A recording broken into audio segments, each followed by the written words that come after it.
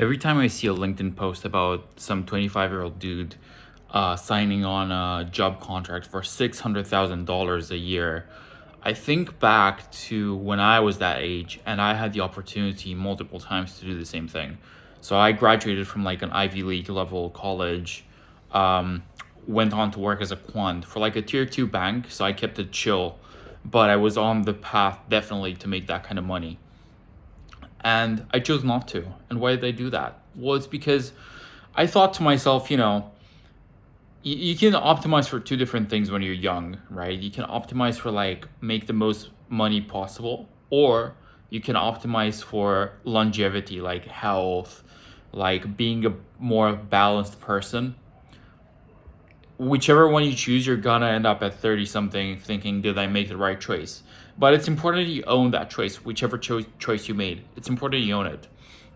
So in my case, I chose to optimize for being like a more complete person. I went to acting school. I invested heavily in my dating life, like just dating skills, things like that.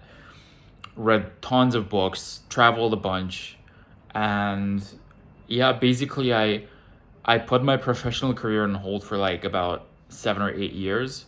I could have probably had a lot of money by now if I'd only focused on that. But I encourage you to think bigger, right? We're in the age now where longevity is becoming more and more of a thing. Like, you look at guys like Brian Johnson, like all these longevity coaches, and I've actually met some of these coaches. If you know, there's a guy in a Netflix documentary for Brian Johnson, like the very first doctor that he speaks about. I know that guy on a personal basis now, like due to social interactions that I've had. I've got him on Instagram. We follow each other.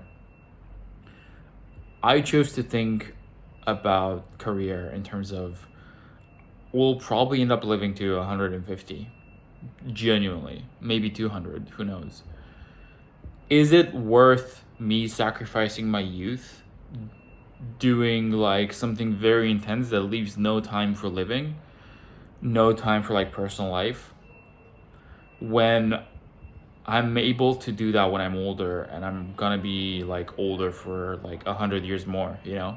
It's like you're only 20 once, you're only 25 once, and like the hell with it, you know? It's like, and no, listen, you could become a quant trader at 23 if you study at Cambridge, and like I studied at Imperial College, which isn't too far off. You could have shot for a quant trader like role, made $1 million a year, and retired by 28. Sure, but I've seen way too many guys for like multimillionaires in their 30s, late 30s, 40s, and it's like, what's it all been for? You got no dating experience. You don't know fuck all about women.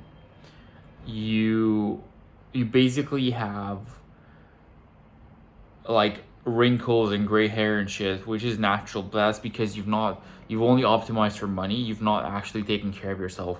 In my case, I optimized for being as young and as good looking as possible for as long as possible while making above average money with as little work as possible.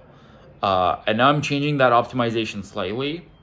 I did make a deal with myself that by the time I'm 30 something, eventually I'll have to keep the promise that my 25-year-old self made, which is, okay, you can do that for 7 or 8 years to live your life so you have no regrets later on.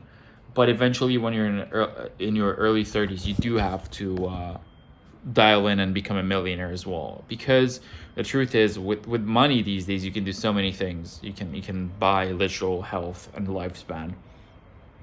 So I'm at the point now where I'm making the transition. And like you're always gonna have choices to make in life, and you're always gonna go back and wonder, did I make the right choice?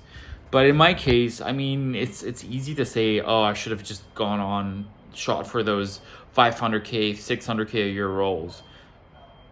But I now have my whole life ahead of me to do that, and I'm looking at decades of doing only that. That was literally the deal that I made with myself. So let's get it.